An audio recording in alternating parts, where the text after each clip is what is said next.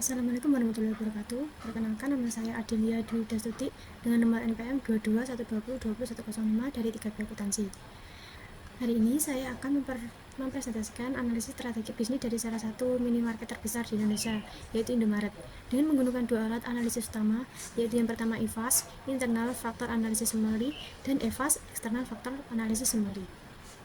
Profil perusahaan PT Indomarka atau Prisma Tama atau biasa yang dikenal Indomaret. Jenis usaha yaitu retail, perdagangan eceran, atau minimarket modern. Produk, kebutuhan harian, pulsa, tagihan, logistik, dan vintage. Lokasi, kantor pusatnya yaitu di Jalan Ancol 1, nomor 910 Jakarta Utara, DKI Jakarta, Indonesia. Jumlah gerai lebih dari 20.000 gerai terbesar di Indonesia, kecuali di Papua. Sejarah singkatnya yaitu didirikan pada tahun 1988 sebagai anak perusahaan dari Salim Group melalui PT Indofood Sukses Makmur. Awalnya perusahaan ini dibentuk untuk memenuhi kebutuhan internal karyawan, tetapi kemudian berkembang menjadi retail publik. Dalam 2 dekade terakhir, Indomaret mengalami pertumbuhan pesat dan menjadi pemimpin pasar dalam kategori minimarket di Indonesia. Visi menjadi jaringan retail yang paling disukai dan dibutuhkan oleh masyarakat. Misinya menyediakan produk berkualitas dengan harga terjangkau dan memberikan pelayanan yang cepat dan ramah. Selanjutnya, identifikasi permasalahan nyata. Yang pertama, ada persaingan ketat dengan e-commerce dan minimarket serupa. Indomaret ini menghadapi persaingan berat terutama dari minimarket serupa seperti Alfamart, Alfamidi, dan lainnya yang memiliki lokasi berdekatan, harga yang bersaing, dan promosi yang serupa. Selanjutnya, platform e-commerce seperti Tokopedia, Shopee, Blibli, dan GrabMart yang menawarkan belanja dari rumah dengan diskon besar dan layanan pengiriman cepat. Hal ini mengurangi loyalitas pelanggan Indomaret karena konsumen memiliki banyak pilihan yang lebih fleksibel. Yang kedua, harga produk lebih tinggi dibanding toko online atau tradisional. Indomaret ini memiliki struktur harga yang cenderung lebih tinggi karena biaya operasional toko fisik atau sewa listrik, gaji pegawai. Lalu tidak seagresif e-commerce dalam memberi diskon. Lalu produk yang sama seringkali lebih murah di marketplace atau pasar tradisional. Akibatnya, konsumen yang sensitif harga akan memilih lebih alternatif yang lebih murah. Yang ketiga, ada keterbatasan ruang dan pengalaman belanja di toko fisik. Gerai Indomaret ini umumnya kecil atau hanya secukupnya gitu, sehingga produk yang ditawarkan terbatas dibanding produk di supermarket atau e-commerce. Lalu suasana belanja yang kurang nyaman. Jika ramai kan tempatnya sempit, jadi otomatis tempatnya itu kayak sempit gitu kalau kebetulan ramai pembelinya. Lalu kurangnya inovasi dalam menciptakan pengalaman bekerja yang menarik, misalnya tidak ada demo produk, hasil self-service, dan lain-lain. Jadi konsumen ini cenderung mencari kenyamanan dan kemudahan yang lebih. Lalu yang keempat, konsumen mulai beralih ke belanja online yang lebih praktis.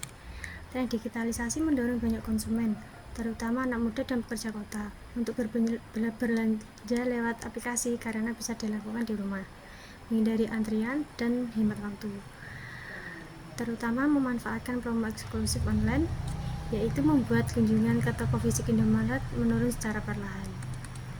Yang kelima, biaya operasional tinggi dan ketergantungan pada sistem waralaba, yaitu Indomaret mengoperasikan banyak gerai waralaba, yang berarti tidak semua gerai memiliki standar pelayanan yang sama. Perlu pengawasan ketat terhadap mitra franchise.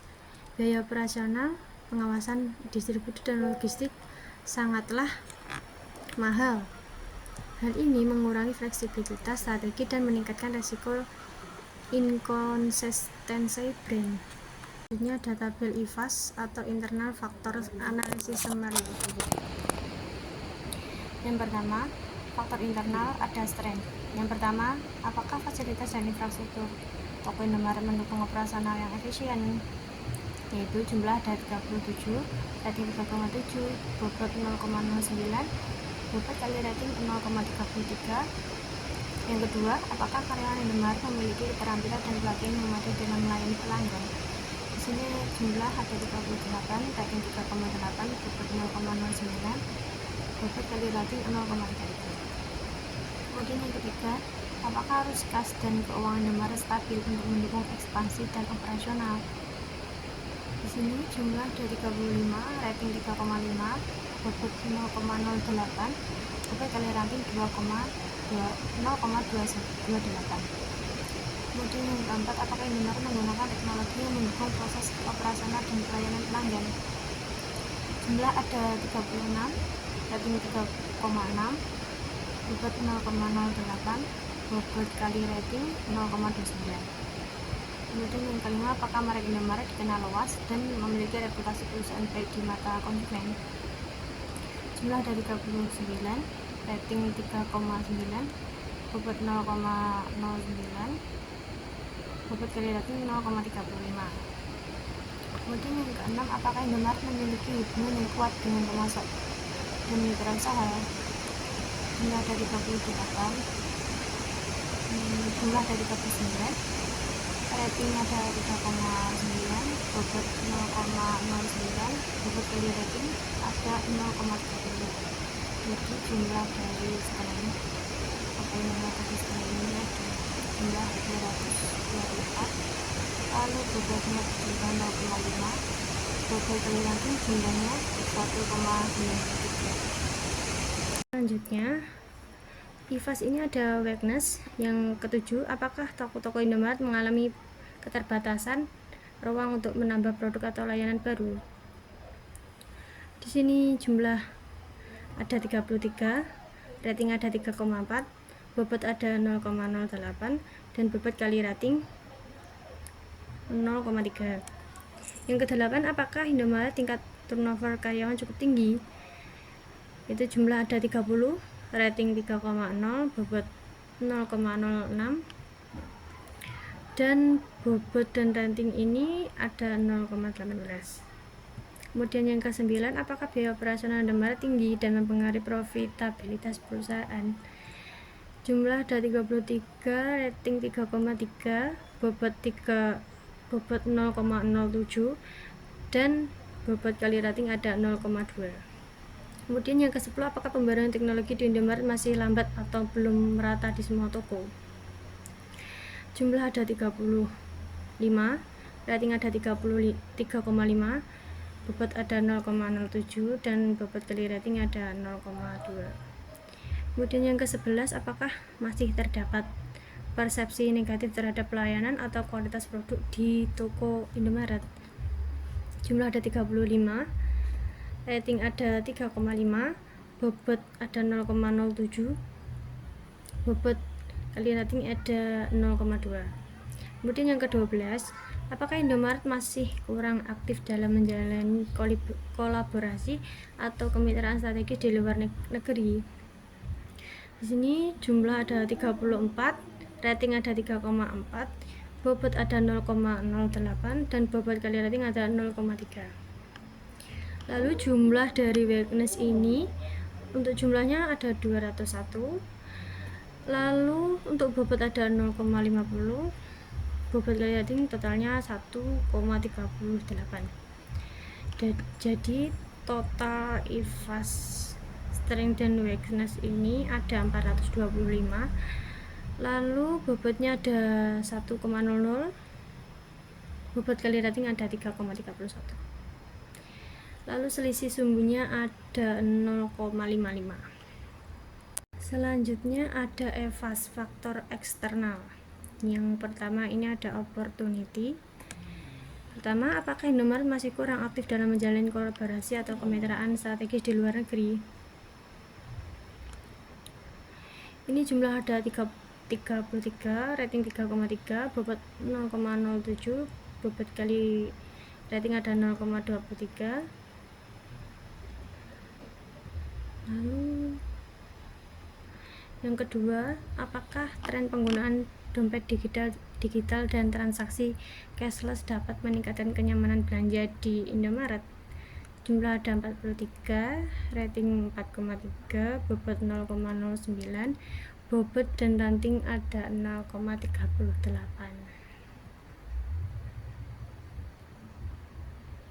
Kemudian yang ketiga, apakah meningkatnya kesadaran konsumen terhadap produk lokal membuka peluang kerja sama dengan UMKM di sekitar toko Indomaret? Di sini untuk jumlahnya ada 39, rating ada 3,9, bobot ada 0,09, dan bobot dan rating ada 0,35. Kemudian yang keempat, apakah perubahan gaya hidup masyarakat lebih suka berbelanja praktis menjadi peluang bagi pengembangan layanan Indomaret seperti drive-thru atau delivery? Di sini jumlah ada 39, rating ada 3,9, bobot ada 0,09, bobot kali rating ada 0,35. Kemudian yang kelima, apakah pertumbuhan populasi penduduk usia produktif memberikan peluang pasar yang lebih luas bagi Indomaret? Lalu jumlahnya ada 40, rating ada 4,0, bobot ada 0,09, bobot dan rating ada 0,36. Kemudian yang keenam, apakah Indomaret memiliki kemudahan regulasi waralaba? Jumlah di sini ada 34, rating 3,4, bobot 0,07, bobot dan rating ada 0,23. Jadi total dari opportunities ini jumlah ada 228, lalu bobot ada 0,5, bobot dan rating ada 1,9. Selanjutnya ada di evaluasinya ada trade. Yang ketujuh, apakah inflasi dan kenaikan harga kebutuhan pokok berdampak negatif terhadap daya beli pelanggan Indomaret? Di sini jumlahnya ada 37, rating ada 3,7, bobot ada 0,09, bobot dan rating ada 0,33. Yang ketujuh, apakah ketidakstabilan ekonomi global berpotensi mengganggu pasokan produk impor di Indomaret? Jumlah ada 35, rating 3,5, bobot 0,08, bobot kali rating ada 0,28. Yang kesembilan, apakah kenaikan upah minimum regional dan biaya operasional menjadi ancaman terhadap margin keuntungan toko? Di sini jumlah ada 34, rating 3,4, bobot 0,07, bobot kali rating ada 0,23. Kemudian yang ke-10, apakah perubahan preferensi konsumen terhadap produk ramah lingkungan menjadi tantangan bagi Indomaret untuk menyediakan produk yang sesuai? Di sini jumlah ada 40, rating ada 4,0, bobot ada 0,09, bobot kali rating ada 0,43. Yang ke-11, apakah meningkatnya kesadaran masyarakat terhadap kesehatan mempengaruhi minat terhadap produk-produk tertentu di Indomaret? Di sini jumlah ada 37, rating ada 3,7, bobot ada 0,08, bobot kali rating ada 0,29. Selanjutnya yang ke-12, apakah persepsi negatif terhadap retail modern yang dianggap mematikan usaha kecil menjadi ancaman bagi citra ini di masyarakat? Di sini jumlah ada 37, rating 3,7, bobot 0,08, bobot kali rating ada 0,29. Di sini total trade-nya ini jumlah ada 220, lalu untuk bobotnya total 0,50, bobot kali rating totalnya 1,85. Jadi total EVAS keseluruhan ini dari opportunity dan trade ada 448,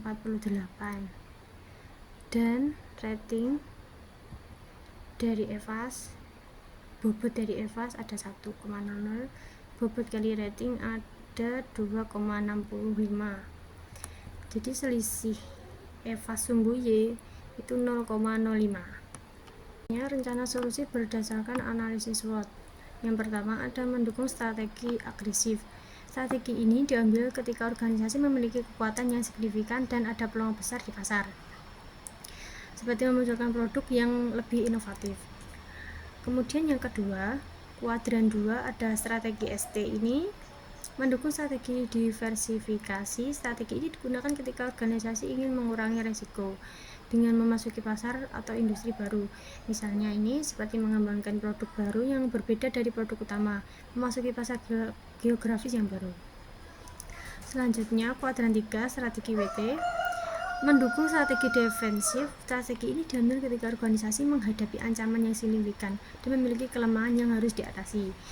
Misalnya itu mengurangi biaya operasional untuk meningkatkan profitabilitas, memperbaiki produk atau layanan yang ada untuk bersaing lebih baik.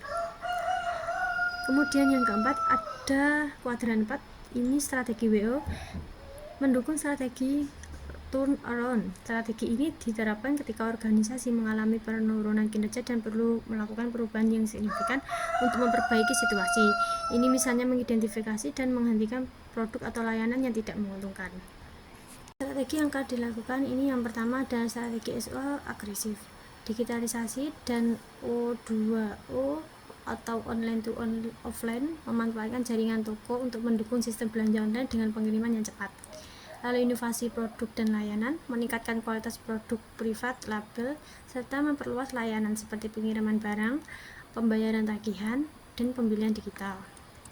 Kemudian yang kedua ini strategi WO atau turnaround, yaitu pelatihan SDM dan modernisasi sistem kinerja, mengurangi turnover karyawan dan meningkatkan kepuasan kerja. Lalu investasi pada teknologi back-end, meningkatkan sistem kasih dan manajemen gudang. Yang ketiga, strategi ST atau diversifikasi, yaitu mengembangkan format toko baru seperti Indomaret Point atau Hybrid Store yang menyatukan fungsi minimarket dan cafe. Ini biasanya lebih banyak dikunjungi oleh anak-anak muda. Kemudian yang keempat, strategi WT atau defensif, yaitu penjualan atau peninjauan ulang outlet yang tidak menguntungkan, seperti mengurangi beban operasional di wilayah dan persaingan tinggi. Lalu analisis strategis ini menjalin kinerja sesama logistik dan promosi bersama dengan perusahaan digital. Ada evaluasi dan monitoring. Evaluasi strategi dilakukan dengan secara berkala menggunakan sistem pengukuran kinerja berbasis KPI atau Key Performance Indicator yang terukur dan relevan terhadap tujuan strategis perusahaan. Indikator evaluasi yang pertama itu ada pertumbuhan penjualan digital. Pertumbuhan penjualan digital ini targetnya ada peningkatan sebesar 20% per tahun. Lalu yang kedua, jumlah pelanggan loyal atau membership ini peningkatan 15% dalam jumlah pengguna aktif targetnya. Kemudian yang ketiga ini tingkat kepuasan pelanggan. Targetnya ini toko skor pelanggan minimal 85% kepuasan pelanggan.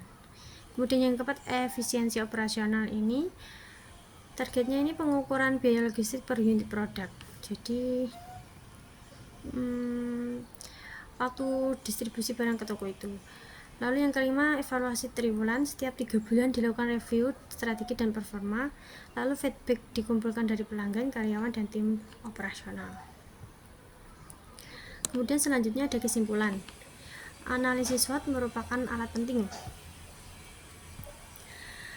dalam manajemen strategi karena memungkinkan perusahaan untuk memahami posisinya secara menyeluruh.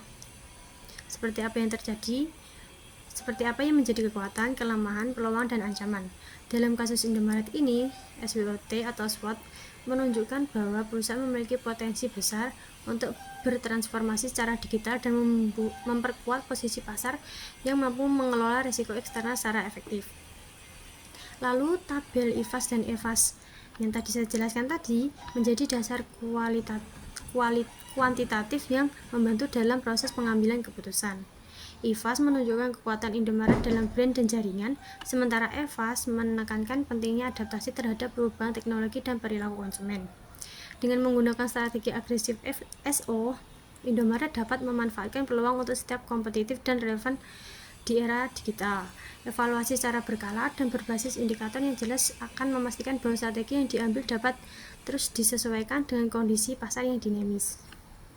Baik, sekian penjelasan dari saya. Bila ada salah kata atau kurang lebihnya saya mohon maaf. Wassalamualaikum warahmatullahi wabarakatuh.